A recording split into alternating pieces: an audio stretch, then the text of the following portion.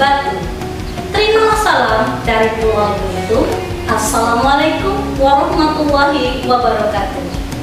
Om Swastiastu, Namo Buddhaya, salam kebajikan. Perkenalkan, saya Eka Nuraini dari Program Studi Manajemen Administrasi Politeknik Belitung. Saya adalah salah satu dosen mata kuliah metodologi penelitian di semester 5 dengan bobot SKS 3 SKS. Mata kuliah ini memberikan keterampilan merancang sebuah penelitian yang dapat digunakan oleh mahasiswa untuk persiapan penyusunan tugas akhir di semester 6. Setelah mengikuti mata kuliah ini, mahasiswa diharapkan mampu mencapai capaian pembelajaran mata kuliah atau yang disebut dengan CPMK, yaitu yang pertama, mahasiswa mampu mendeskripsikan penelitian sebagai kegiatan ilmiah dan menjelaskan etika penelitian. Yang kedua, mahasiswa mampu mengidentifikasi permasalahan penelitian manajemen administrasi. Ketiga, mahasiswa mampu menjelaskan jenis penelitian yang relevan dengan permasalahan penelitian manajemen administrasi. Keempat, mahasiswa mampu menentukan variabel penelitian dan merumuskan masalah penelitian. Kelima, mahasiswa mampu menjelaskan kedudukan teori dalam penelitian dan merumuskan hipotesis penelitian. 6. Mahasiswa mampu menetapkan sampel penelitian dengan metode sampling. Ketujuh, mahasiswa mampu menyusun instrumen penelitian, melakukan validitas dan reliabilitas instrumen, dan mengolah data penelitian. Terakhir atau kedelapan, mahasiswa mampu merancang penelitian dalam bentuk proposal penelitian dan mempresentasikannya. Untuk mencapai capaian pembelajaran, maka dirancang 16 kali pertemuan, di mana pada pertemuan ke-8 adalah ujian tengah semester atau UTS, dan pertemuan terakhir atau ke-16 adalah ujian akhir semester atau UAS. Pada saat pertemuan pertama, ada penyampaian RPS dan juga ada kontrak perkuliahan antara saya dengan mahasiswa yang berisi tentang kesepakatan bersama apa yang boleh dan apa yang tidak boleh dilakukan pada saat perkuliahan. Hal ini dilakukan supaya kegiatan perkuliahan akan berjalan dengan menyenangkan. Secara umum, rangkaian perkuliahan metodologi penelitian adalah penyampaian materi, penugasan, dan ujian. Metode penyampaian materi dengan ceramah dan diskusi.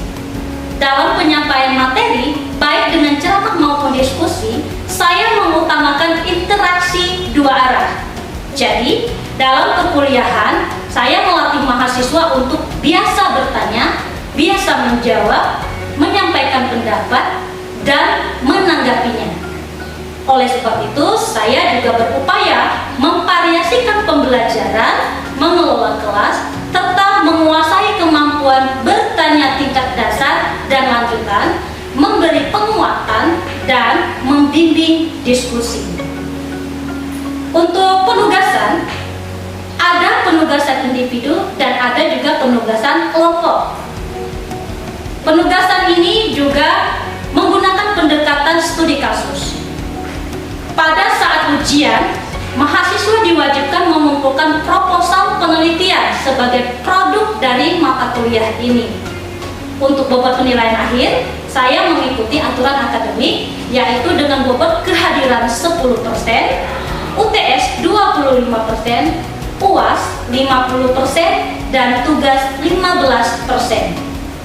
Untuk lebih mengetahui proses perkuliahan metodologi penelitian, mari kita lihat rekaman video perkuliahan saya berikut ini.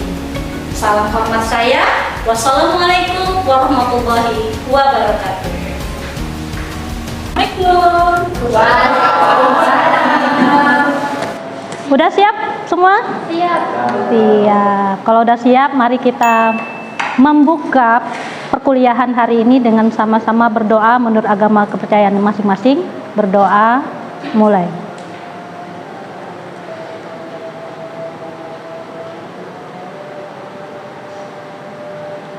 Selesai? Oke. Ini pertemuan pertama kita ya di semester 5. Kita kasih aplaus dulu buat diri sendiri karena di semester 5 kalian sudah mampu bertahan di IPK berapa? Ada yang IPK-nya 4? Siapa? Kak Okta? Kak Okta IPK-nya 4? Wah, luar biasa. Ada lagi? Nggak ada? Oh, nanti tolong Kak ya dipertahankan sampai semester 6. Kalau IPK-nya di semester 6 itu 4, lulus dengan IPK 4 itu akan mendapatkan penghargaan di saat wisuda. Oke ya? Sip. Nah, yang IPK-nya masih rendah-rendah terus ditingkatkan di semester 5 dengan semester 6 ini. Ya. Nah, kita di mata kuliah metodologi penelitian. Mata kuliah ini wajib ada di setiap perguruan tinggi. Kenapa? Karena nanti di semester 6 kalian akan melakukan penelitian yang biasanya kalian sebut apa namanya? Tugas akhir. Nah, gampang sekali asalkan kalian bisa belajar sungguh-sungguh di mata kuliah ini. Oke ya? Nah, ini mata kuliah ini memberikan keterampilan merancang sebuah penelitian yang dapat digunakan oleh mahasiswa untuk persiapan menyusun tugas akhir. Ini adalah deskripsi mata kuliahnya. Seperti yang sudah-sudah, ketika pertemuan awal, Ibu wajib untuk menyampaikan RPS. Apa itu RPS? Rencana perkuliahan semester. Jadi rencananya kita tuh mau ngapain selama 1 semester ini. Ini adalah capaian pembelajaran mata kuliah atau disingkat CPMK, ada 8. Inilah yang harus kalian kuasai nanti. Yang pertama itu kalian harus mampu mendeskripsikan penelitian sebagai kegiatan ilmiah dan etika penelitian. Kemudian yang kedua, kalian harus mampu mengidentifikasi permasalahan penelitian. Nah, nanti kita akan belajar cara-cara gimana menemukan masalah untuk bisa diteliti. Menemukan ya, bukan membuat.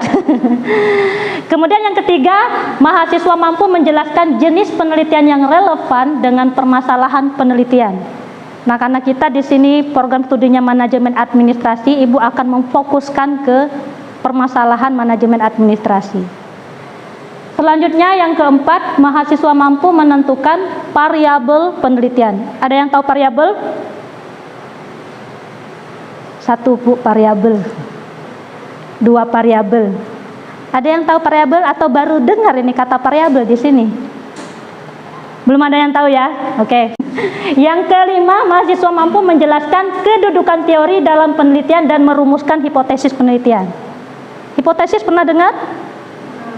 Pernah. Apa itu hipotesis? Pernah dengar Bu, tapi nggak tahu artinya apa ya? Nggak apa-apa.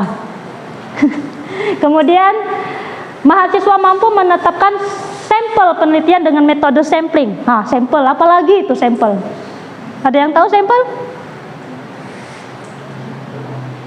Pernah dengar kata sampel? Masa? Di mana? Ada yang tahu? Kak Okta barangkali? Belum? Gak apa-apa. Kemudian mahasiswa mampu menyusun instrumen penelitian. Oh Bu, ada instrumen apa lagi tuh? Pernah dengar kata instrumen? Apa? Instrumental. Kalau lagi dengar musik tuh Bu, musik instrumen. Iya. Oh, beda ya. Nanti akan kita pelajari. Melakukan validitas dan reliabilitas instrumen, itu pernah dengar juga?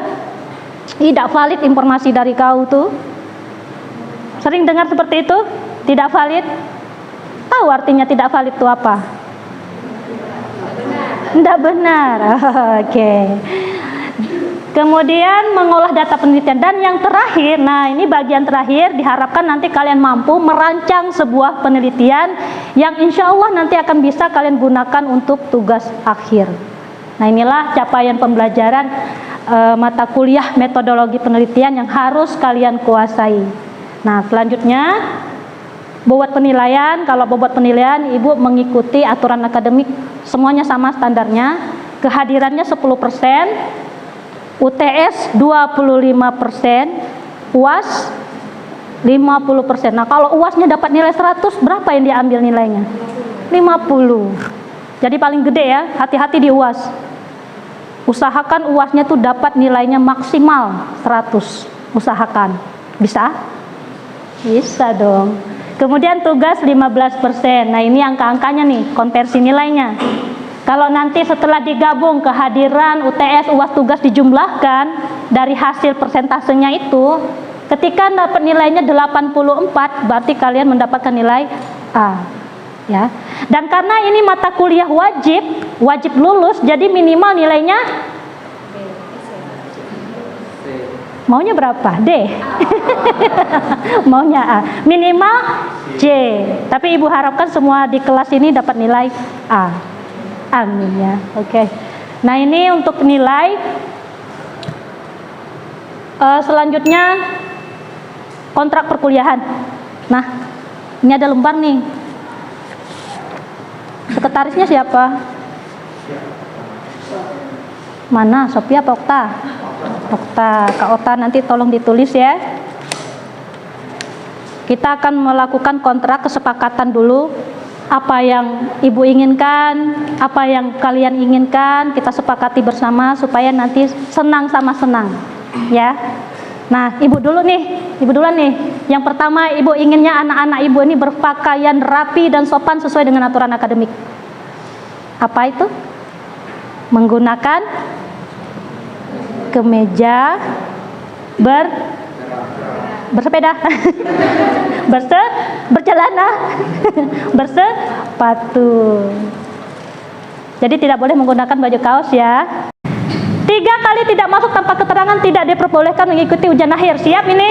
Siap. Yakin? Yakin. Tanpa keterangan. Kalau sakit boleh nggak Bu? Misalnya 3 kali tanpa keterangan. Kebetulan lagi sakit nih pertemuan keempatnya. Boleh nggak Bu?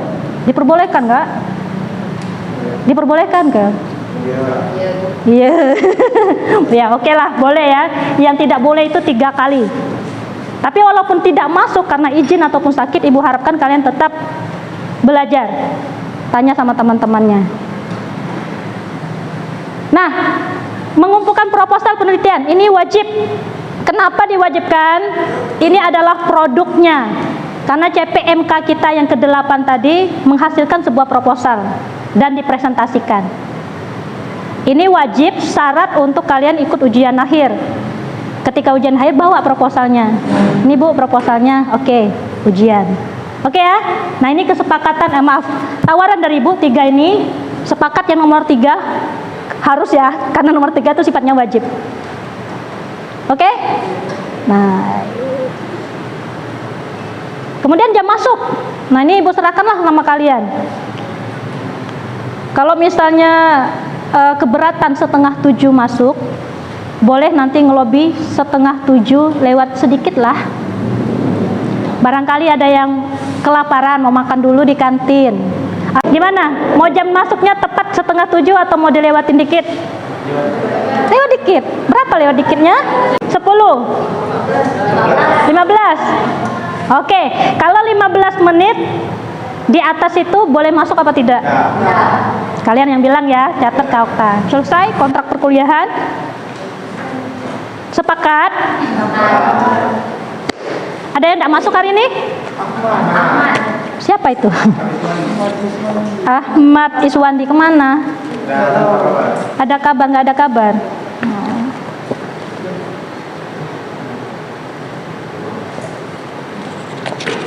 22 mahasiswa ya.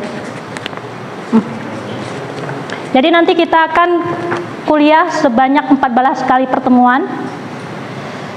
Pertemuan ke-8 UTS, pertemuan ke-16-nya adalah UAS. Kita langsung mulai aja nih. Ini pertemuan pertama kita nih. Penelitian sebagai kegiatan ilmiah Ayo, ketika mendengar kata penelitian, apa yang ada di dalam benak kalian? Sesuatu yang merumitkan, Bu. Apa kira-kira? Mengerikan, Bu.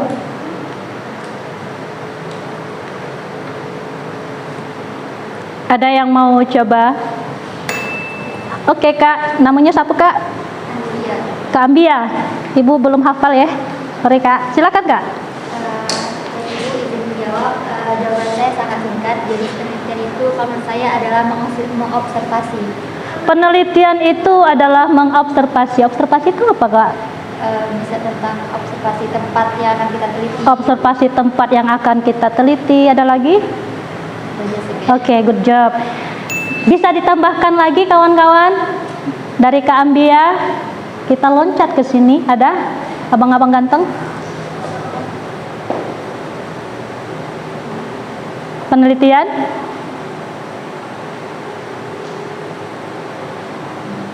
Yakin nih? Kalau kata penelitian itu apa sih yang di benak kalian tuh? Pengamatan. Oh, berarti sama ya? Hah? Pengolahan apa, Kak? Apa yang diolah? Ya. Hah? Mengolah masalah. Oke, tangkap dulu. Terus. Ada lagi? Hah? Pembuktian. Membuktikan. Apa yang dibuktikan? Permasalahan yang dicari. Permasalahan yang dicari. Oke, jadi tadi ada yang mengatakan masalah, observasi ya, membuktikan. Nah, itu memang adalah kegiatan-kegiatan yang dilakukan di dalam sebuah penelitian. Namun definisinya, penelitian itu sebuah rangkaian kegiatan ilmiah. Untuk apa?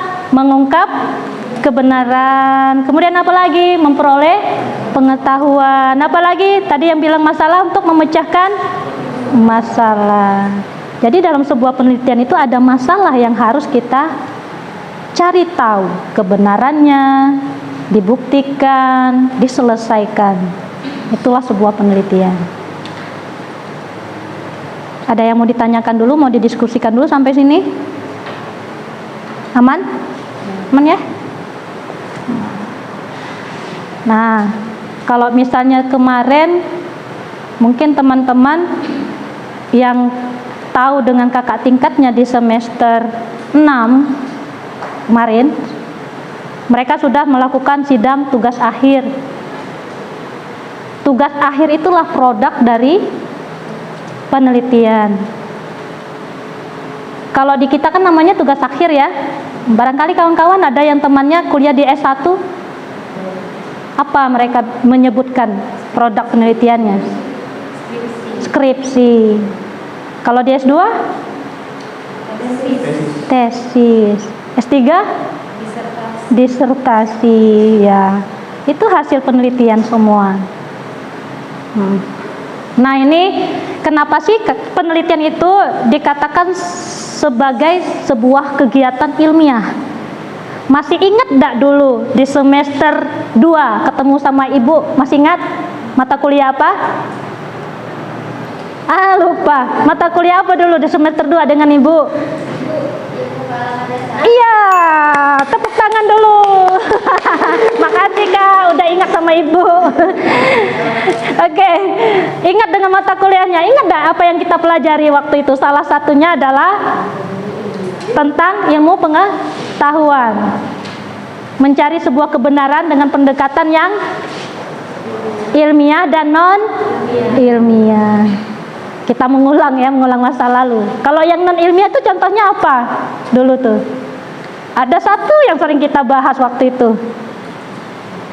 Ketika orang ingin mengetahui kebenaran, tetapi keterbatasan panca indera, keterbatasan teknologi, sehingga dia memunculkan suatu jawaban untuk mengetahui kebenarannya, tapi pendekatannya secara non ilmiah. Apa itu kemarin? Nah, pinter. Siapa tuh tadi? Ramona. Terima kasih Kak Ramona. Ya, mitos itu yang non ilmiah. Nah, kalau yang ilmiahnya penelitian ini. Ingat kembali lagi tadi definisi penelitian itu apa? Rangkaian kegiatan secara ilmiah. Nah, kenapa dia dikatakan ilmiah? Karena yang pertama sifatnya rasional. Apa itu rasional? Dilakukan dengan cara-cara yang masuk akal. Kalau mitos itu kan ada yang tidak masuk akal ya. Masih ingat kemarin contohnya? Apa itu? Ketika dia ingin mencari tahu kenapa hujan, dari mana datangnya hujan, masih ingat enggak? Yang ada jendela di langit katanya ya. Rasional enggak itu? Tidak. Nah, setelah adanya perkembangan pengetahuan, muncullah penelitian yang mendapatkan jawaban tentang fenomena hujan itu seperti apa, dari mana asalnya hujan, kenapa bisa hujan. Itu dengan cara penelitian terjangkau oleh nalar manusia. Kemudian empiris. Apa itu empiris? Empiris dapat diamati oleh indera, sehingga orang lain dapat mengamati. Nah, tadi kata kakak tadi teh observasi, Bu. Nah, itu salah satu bentuk dari empiris tadi, bisa diamati. Yang terakhir sistematis. Sistematis. Apa itu sistematis? Hah? Apa Kak? Ada langkah-langkahnya. Iya, ada langkah-langkahnya yang berurutan, itu tersistematis. Berurutan. Kita sering biasanya nyebut sistematis. Kok ini tidak tersistematis benar buat ini. Tapi kadang kita sebenarnya apa sih sistematis? Bingung ya jawabnya apa. Taunya contoh. Langkah-langkah berurutan, dimulai dari identifikasi masalah. Mengidentifikasi masalah itu maksudnya kita mencari masalah, bukan membuat masalah ya, tapi menemukan masalah-masalah, diidentifikasi permasalahannya, kemudian dirumuskan perumusan masalahnya, apa sih yang mau dicari dari permasalahan tadi. Dibatasi studi pustaka, kita menggunakan referensi-referensi, teori-teori yang mendukung tentang permasalahan-permasalahan yang akan kita teliti tadi. Menyusun hipotesis, ada yang tahu hipotesis apa? Dugaan awal. Kamu kok tahu, Kak? Wah. Nah, nanti kita akan ada pertemuan, lupa Ibu ya, pertemuan keberapa tadi, nanti akan kita bahas tentang hipotesis tersendiri. Dugaan sementara, jawaban sementara terhadap pertanyaan penelitian, itulah hipotesis. Makasih Kak. Pertanyaan-pertanyaan penelitian, mengumpulkan data. Nanti ketika mengumpulkan data, kita akan berkenalan dengan instrumen. Tadi metode pengumpulan datanya apa, instrumen yang digunakan tuh apa-apa, kemudian instrumennya akan diuji validitas dan reliabilitasnya. Itu yang akan kita pelajari nanti. Dan analisis. Jadi nanti ada teknik nganalisisnya. Kalau misalnya menggunakan instrumennya angket, gimana cara menganalisis datanya? Ketika nanti tekniknya menggunakan observasi, bagaimana cara menganalisis data observasinya? Itu akan kita pelajari. Dan yang terakhir kesimpulan. Nah, kesimpulan itu harus menjawab rumusan masalah yang sudah kita tentukan. Nah, inilah kenapa dikatakan ilmiah, karena rasional, empiris, sistematis.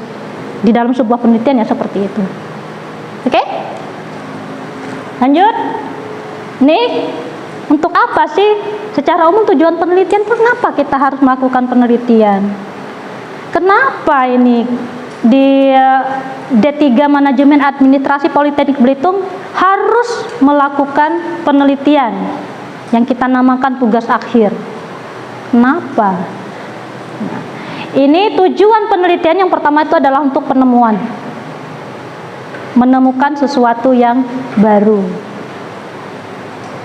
Kemudian yang kedua, membuktikan.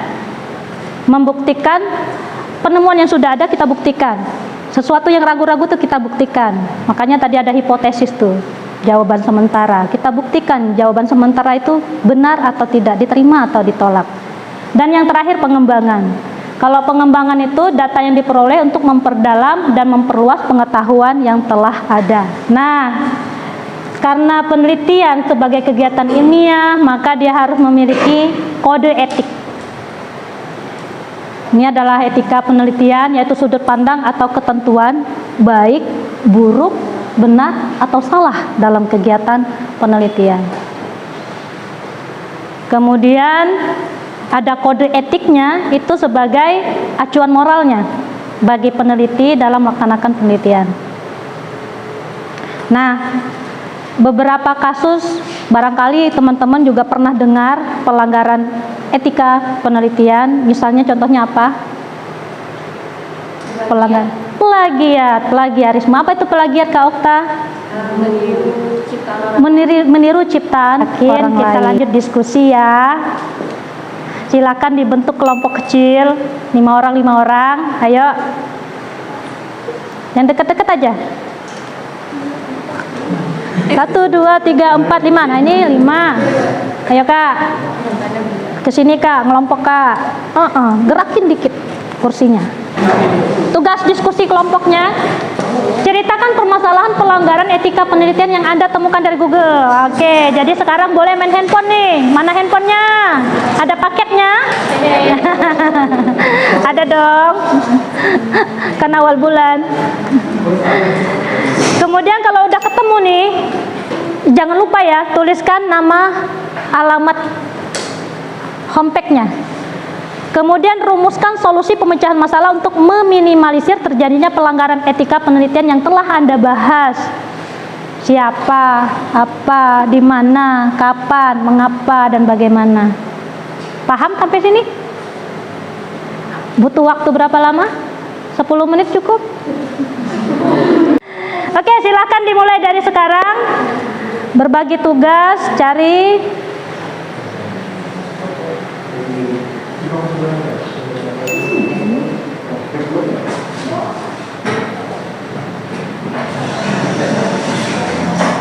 mentang-mentang ibu suruh pegang handphone nanti malah bikin status, buka IG, jangan ya.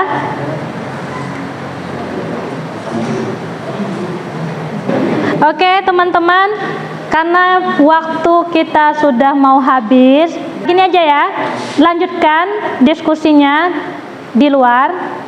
Bisa dimanapun kalian bertemu, di warung kopi kah, di kantin kah, janjian di rumah siapa saja. Ibu minta nanti presentasikan dengan cara merekam video presentasi.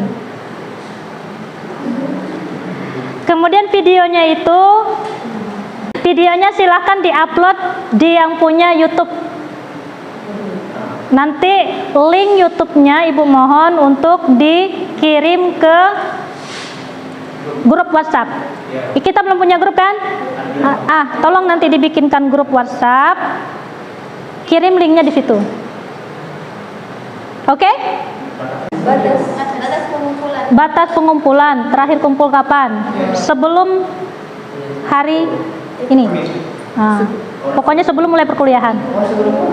Ya. Jadi masih ada waktu tuh, 1 minggu kan? Silakan lanjut diskusinya, bikin videonya diupload di YouTube. Salah satu teman aja, jangan semua. Salah satu teman, link video YouTube-nya kirim ke grup WhatsApp. Oke? Bisa? Bisa dong. Ada lagi? Nggak ada? Kalau nggak ada, sama-sama kita lafaz hamdalah. Alhamdulillahirrabbilalamin. Terima kasih atas semangatnya malam ini. Wabillahi taufiq wa hidayah. Wassalamualaikum warahmatullahi wabarakatuh.